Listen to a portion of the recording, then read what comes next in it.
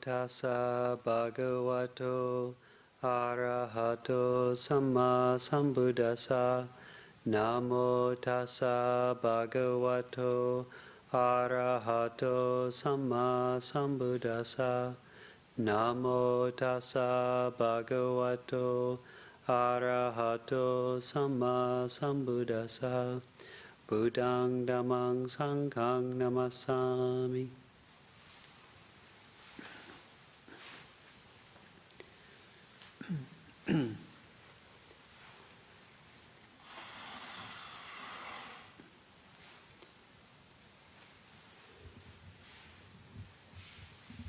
So it's not 100% accurate, but it kind of feels like this is the first time I've been asked to give a Dhamma talk when it hadn't recently been about 110 degrees outside or more.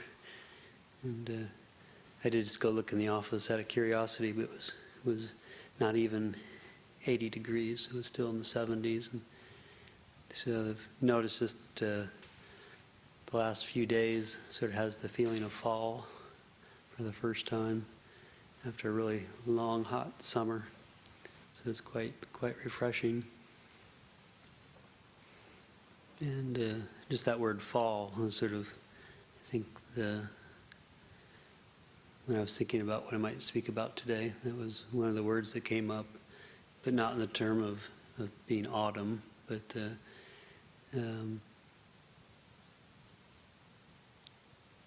from our community. About seven of us went to Yosemite last week.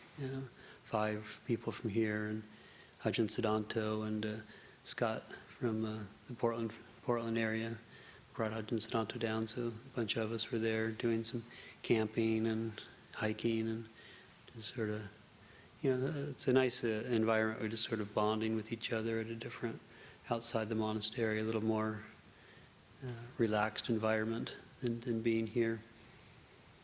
And as most of us remember, we had a very extremely wet winter, and that caused a tremendous amount of snow to be fall in the mountains. And so I think I've been going, I didn't look up exact dates, but probably 6 years now I've been going to this one site that we go to do this trip, and gotten to know many of the trails and have my favorites that I like doing every year. And this year, just because of the snow, I actually, at least on 2 occasions, got myself into almost some serious difficulties, serious trouble, just because doing like an all-day hike, like an 8-hour hike, and the last 2 hours of it coming down from the ridge called the Kness Ridge, I expected it just to be all very steep downgrade climb and show up, and it's like a 500-foot chute of snow, and I'm feeling kind of intimidated by that. And then another hike I did, it was up around the Kness Lakes, and there's several trails around the lakes, and I just always habitually just take the one on the north side, and not seeing or not realizing that there were several places where the snow had completely gone over the trail at very steep angles, and it looks like people had crossed them, but I was like, well, the consequence though of slipping is that you're gonna end up in a lake that's just a little bit, maybe half a degree above freezing. It didn't seem like a acceptable option for my state of mind, and so had to either turn around, but I decided just to hike up around them. And on the day that I was doing that hike of hiking around the Kness Lakes, it happened like 2 or 3 times. I was trying to get to a particular place, and I'd hike up sometimes 200 or 300 feet up around these sort of ice chutes, these ice glaciers, and then to cut across, and then I'd hit another one and have to climb 200 or 300 feet around that one, and then hit a third one and had to climb up above that. And this time I was like extremely high up on the mountain, further than I was planning to be, and it was probably even higher than where I was, like the final goal, the highest lake. And I started walking, just cutting across the mountain, kind of rough, off trail, and all of a sudden I hit this major foot trail. I could see hundreds and hundreds of people had gone up, and so I looked up, and it kind of led to this really interesting rock formation. So I thought, okay, let's just head up there.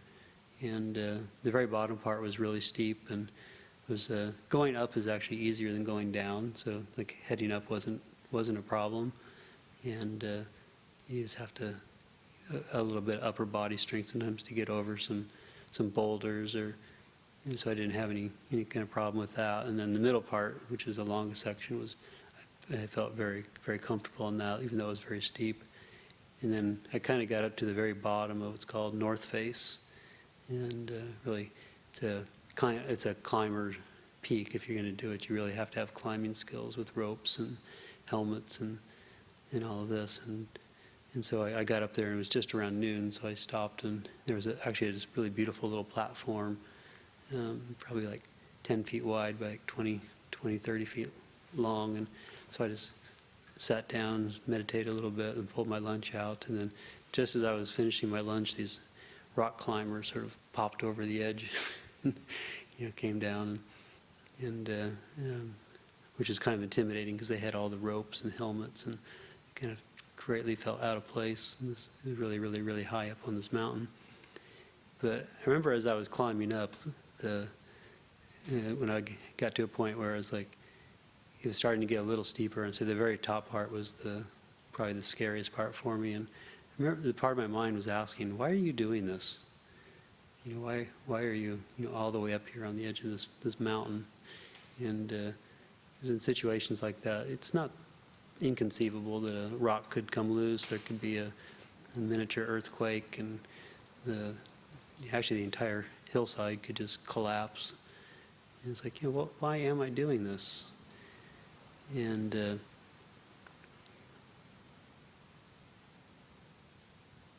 was interesting because a Dhamma talk of Ajahn Jeff's came up in my mind. It was the Dhamma talk is from his very first book of Meditations 1, and it was called How to Fall.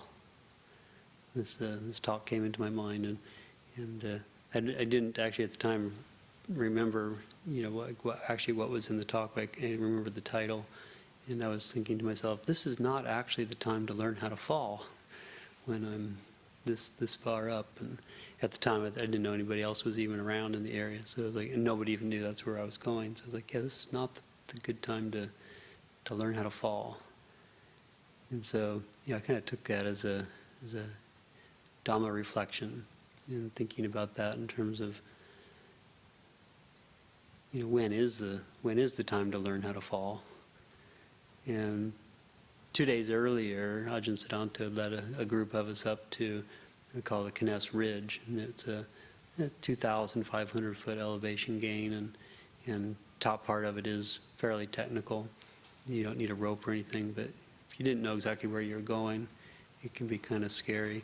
But Ajahn Siddhanta had been up there the year before, and so he led us up. But again, because of all the snow, there was one section where we had to probably cross a 100-foot section that was right on the ridge, and so it was a 1,000-foot fall on one side and probably 500-foot fall on the other side, and we had 2 climbing poles with us, hiking poles, and so I had been actually an ice climber before I became a monk, so it had been many years since I'd actually done it, and so I actually asked Ajahn Siddhanta to, I know he does a lot of hiking on the Pacific Crest Trail, and so I asked him, I said, well, what should we do if we fall? And he actually taught us what to do, and that's probably why that talk came to me. He actually, we each took a hiking pole, and he showed us how to, if you do start to fall, you should try to fall on your stomach with your feet spread out and your arms spread out, kind of like forming an X, and that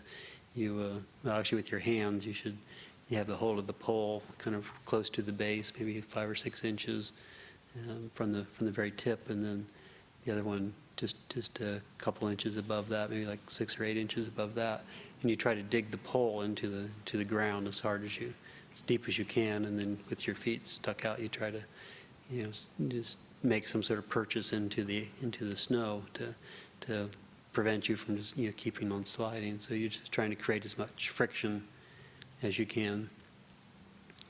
And then later in the day, when we came to the place where we were coming down, so just the last 2 hours, and I was expecting it to be all rock, but it was just this, completely full of snow.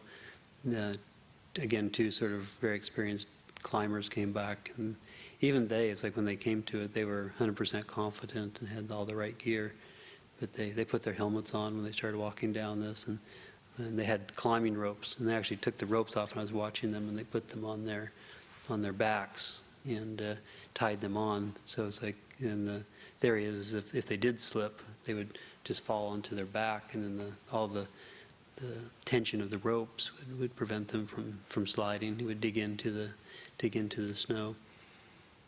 And so I took that as another lesson. Just it's like that's probably habitually what I would have done if I was walking across this little glacier and started to fall. Having experience doing that as a climber before, but just to get clarification, to ask, Ajahn Siddhanta, well, how should we deal with this? Because maybe he knew of a different way than I did, and I knew he'd been doing it more frequently and more recently than what I had done. So it's just learning to ask questions, to ask a teacher, ask somebody more experienced, how to deal with a situation like that.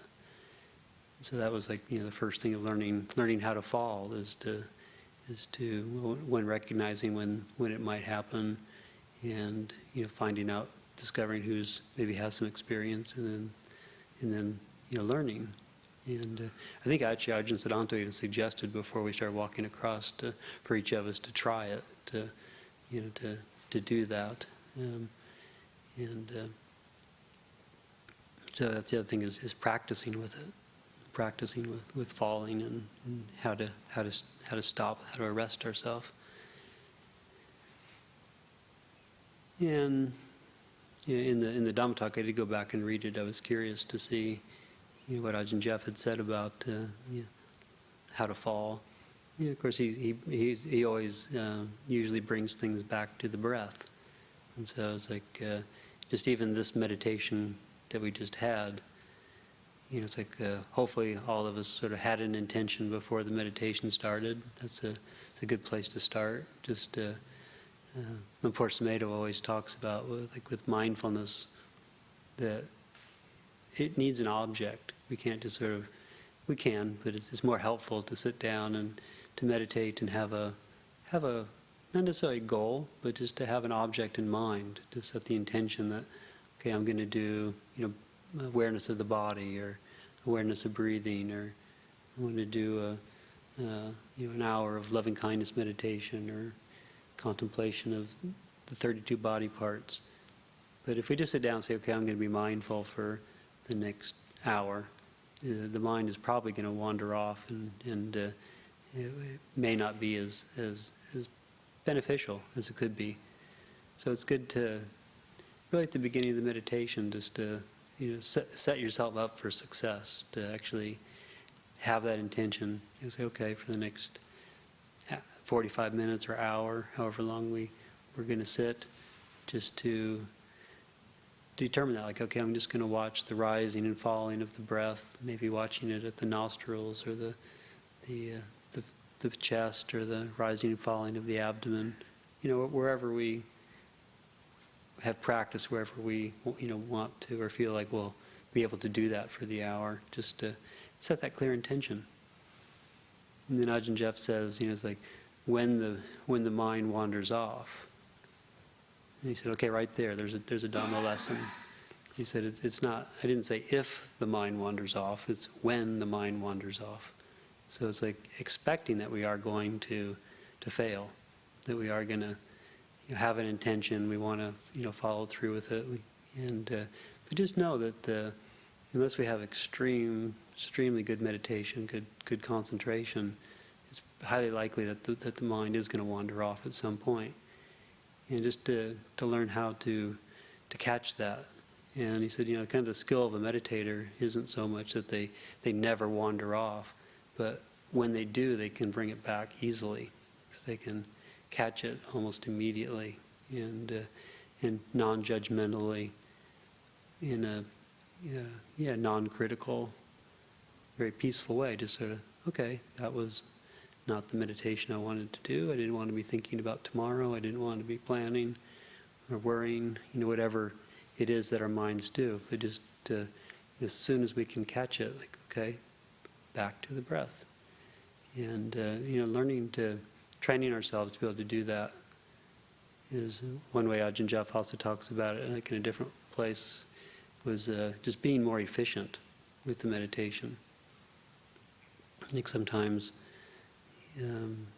I've heard various teachers talk about this in different ways, but it's just oftentimes, like I think Ajahn Sona last year, I was listening to some of his tea time with Sonas, and he was talking about, like for some people, like we maybe only feel comfortable sitting for 45 minutes or an hour, and it may not even be at the end of that hour sit that our mind is really settled down. So we kind of can have a feeling that, it's like, well, I like meditation. I do see benefits from it, but I've never really gotten concentrated, and maybe be judgmental or critical of ourselves for that reason. And Ajahn Sona was saying that, if that's the situation for us, we should try sitting longer sits. For some people, it might take an hour and a half, 2 hours, 3 hours, and then the mind actually will settle down. And so if we've never actually given it that much time, that much effort, we may be missing out on some of the fruits of the practice. And it doesn't mean that you have to sit, completely without moving or changing your posture. It's like if you live in a place that's on your own or quiet, you could just set an afternoon aside every once in a while where you try to sit, and then especially if you're in a situation where you can easily transition into doing maybe some walking meditation or standing meditation. You wouldn't even have to be in one posture, but it's just to dedicate like a 3-hour period where you can just be focusing on meditation. And Ajahn Dhamma, who I was living with for many years, would talk about that transition between, say, sitting and walking. And like if you do have an afternoon or you're on a meditation retreat, it can be really easy at the end of each sort of session that you've done. So like if you set your schedule up where you want to sit for an hour, walk for an hour, sit for an hour, walk for an hour, during the afternoon or evening, it's very common just to, like just near the end of the sit, think, oh, that's right, I put a bunch of laundry up, I gotta go take that down. So like you end your meditation, then you go off and do some sort of work. And then as soon as your walking meditation's done, then it's like, oh, I have to go use the restroom, or I gotta go do this. I want to go look up that sutta I was thinking, and then you go back and sit. So we're continually breaking that continuity. And so Ajahn Puna was always really encouraging to at least sort of take like two sessions in a row. So like if you sit and meditate, as soon as that time period is up, just to very mindfully use it as a meditation to stand, and use it as a meditation to walk to your meditation path, and then just use the entire meditation, walking meditation as a period. So it's seamless. It's get 2 hours in without any distractions. And then he had a specific time. I can't remember if it was at the end of the walking meditation or the end of the sitting, but he would say, just maybe just experiment, see what works for you. But then if you did have to do something, to do it just at one period, to experiment around and see. So it's like if you did the sitting, then going into the walking, then at the end of the walking, if you needed to do something, you can do it at that point. But then, after you finish that, then mindfully go back to your sitting cushion and then do another, dual session of sitting and walking as one continuous meditation. And so, if we give ourselves like these longer periods of time, then you might find that you actually do get into a deeper state of concentration, more settled, more peaceful. And then one thing Ajahn Jeff said is like if we actually are able to taste that, to get a feeling for that, then to try to be more efficient with it. So it's like if it takes us 2 hours to get into it, well, we do know the mind can acquire that, can come into balance. That's the word I was using last night. Just can come into balance with its surrounding, with its meditation object. And then we can start playing around with that, like, well, what was it? Was there some resistance it was moving through? Was there, what was the conditions that for some reason meditating longer, more consistently created to do that? And then we hear of teachers like Ajahn Chah who could sit down and meditate and just take a few breaths and enter into a deep state of concentration.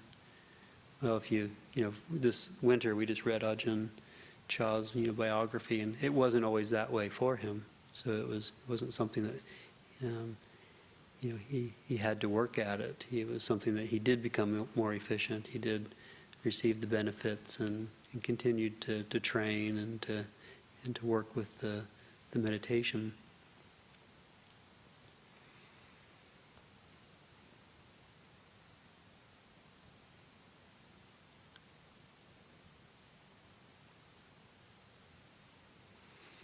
One of the other themes that came up for me during the Yosemite trip was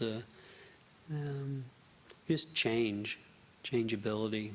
We were talking one night at our evening tea, and I think it was Ajahn Siddhanta made the comment that if you look in the back of where we camp, this kind of really large valley, and there's a Mount Kiness is in the back of it. 12,500 feet. You actually can't see the summit, but you can see the ridge. It's right in front of it. And then Mount Dana is 13,000 feet on the other side of us. And we're kind of surrounded by these at least 10,000 foot peaks all around us. And they look really solid. They look like mountains for some odd reason. And but when you go up and start hiking on them, they're anything but solid. They're just it's almost frightening when you get up to the top and you see that they're just a lot of the granite slabs are maybe like the size of an automobile, and they're just just completely packed up, crunched up next to each other.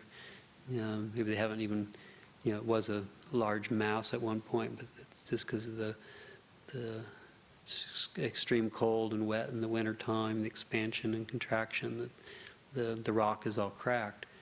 And then when you even get closer, it's like, it's not just these, automobile-sized boulders, but you get fist-sized rocks and even sand, and you just see how totally unstable and change, how it can quickly change. And a couple of years ago when we were on this trip, somebody brought along a book called Death in Yosemite, and fun reading to be on a hiking trip. And one of the side notes about that was that it seemed like about half of the deaths were from young men who had already finished a long day of hiking and decided to take a shortcut. And that seemed to be a large majority. But it was surprising, like how many. Actually, it was a small percentage, but there were several instances where people actually had died because of these slabs of rock falling.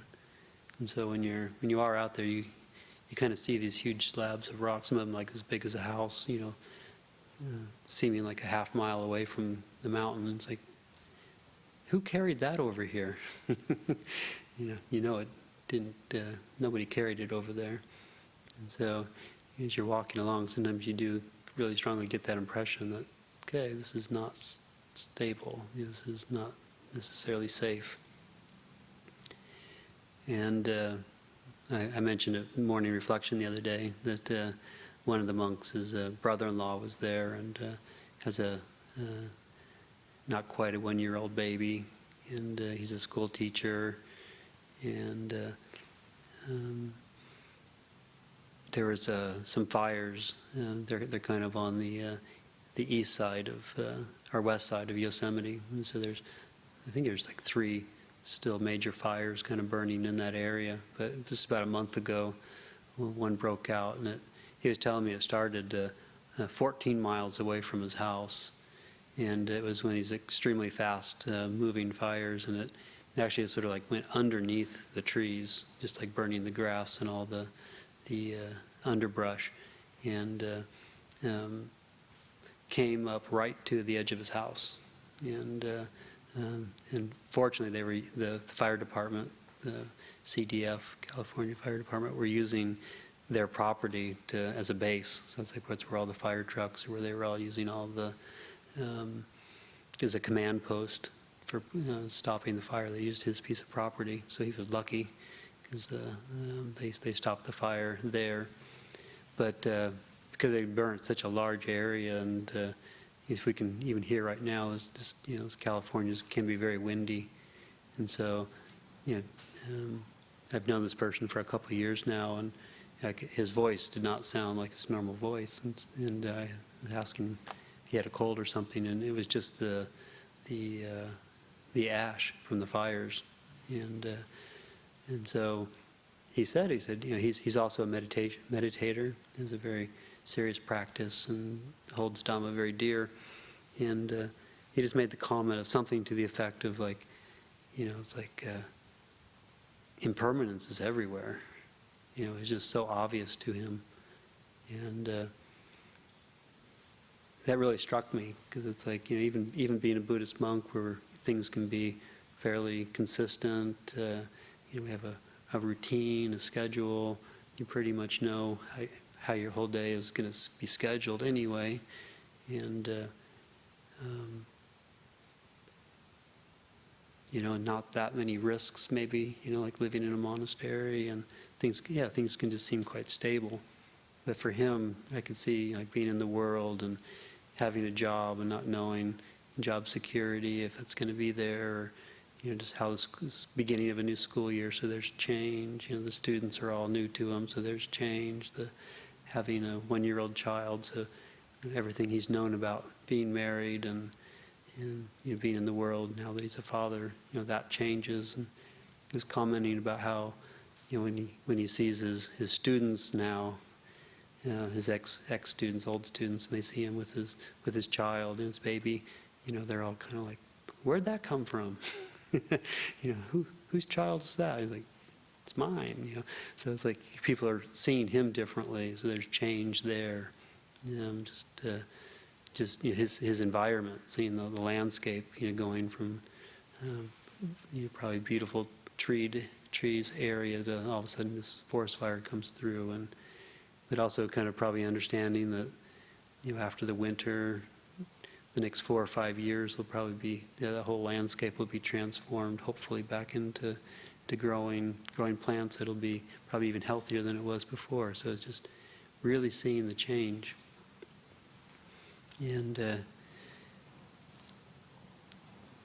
so for myself, it's like, hearing stories like that, or, thinking about these things, and, how do we bring that into our own life? How do we, see that, and, trying to figure out, like, tie it into, learning how to fall. So just, when we,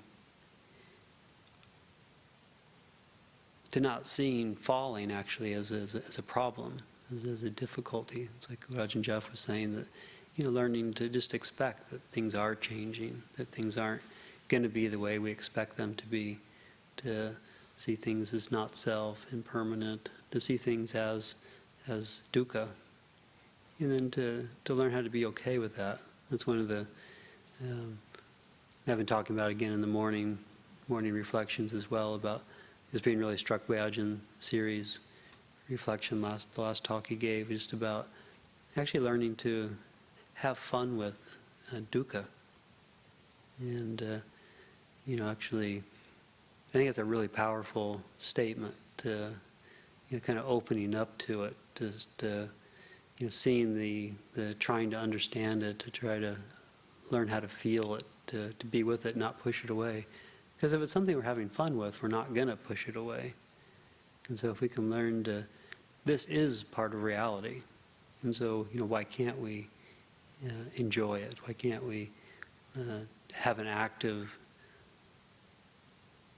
attitude towards it, of wanting to be with it, because it is part of our experience. So if we can find ways of even just talking about it in a way that, like, I just think that's really powerful, to saying, can we enjoy or have fun with our dukkha?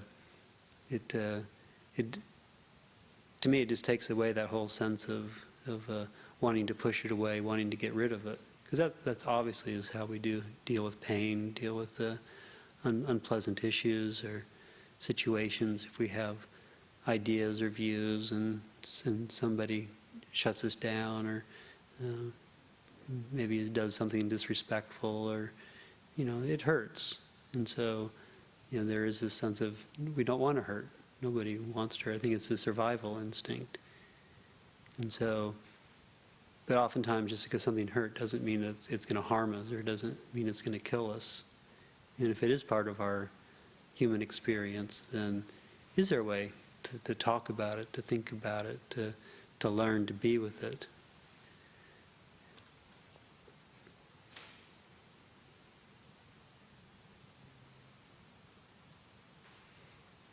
It was interesting, this talk of Ajahn Jeff's, the learning to fall. He also in Ajahn series talk mentioned the differences of how Japanese students and American students take exams. I don't know if anybody wasn't here, but just very briefly talked about how, if there's a sort of when they're being researched, I think it was like the American students were told like they were doing really poorly on their exam, and then were given the opportunity to kind of study up on the next few questions. And same thing happened for the Japanese. They told they were doing poorly, and then given some time to study for the next few questions. The Japanese tended to take that time to try to do better. They tried to learn something so they might be able to get an advantage on their exam, whereas tended to be the Westerners, the Americans, they're told they were doing poorly. They just sort of said, forget it. I'm gonna, if I'm bad, I'm bad. I'm just gonna not worry about it. And Ajahn Jeff made the comment in this talk that just saying that Westerners with our education system is that we're actually not taught how to learn how to fail, how to fall. That usually, he said, his say understanding or appreciation of the education system in America is like we're tested and we find out what we're good at, and then we get channeled into that field. And so if there's areas that we don't do good in, then it's like we don't actually learn how to navigate that, how to how to overcome that kind of a situation. And so just by only focusing on our positive qualities, or what comes natural to us, what we're good at, then we're missing a large part of our potential. And again, it's just we maybe are ill prepared to deal with not being successful.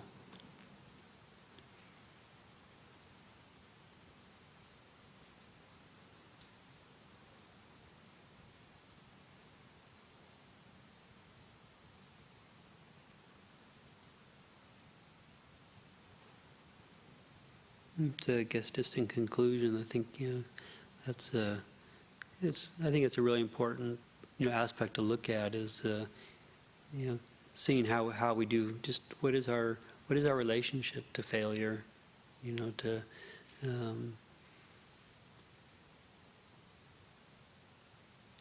learning just in general to ask questions, to be contemplating our life, our experiences, and obviously failure and rejection, criticism. These are all things that are painful, and that at a habitual level, I think just on a worldly level, we're always taught, it's even taught, but just things we want to get away from. But it's probably a more healthy relationship is when these things do come up, to investigate them, to really, especially like how it reacts in our body. Where do we feel it? How do we feel it? What's the habitual reaction to it? And just by becoming more acquainted with that, then there actually is the ability, once we understand it, then there's the ability to transcend it. So you don't transcend it by pushing it away or denying it, not looking at it, but we transcend it by coming to understand it and then realizing that, yeah, it's painful, but it's not going to hurt us. It's not going to. There's nothing actually even unnatural about it.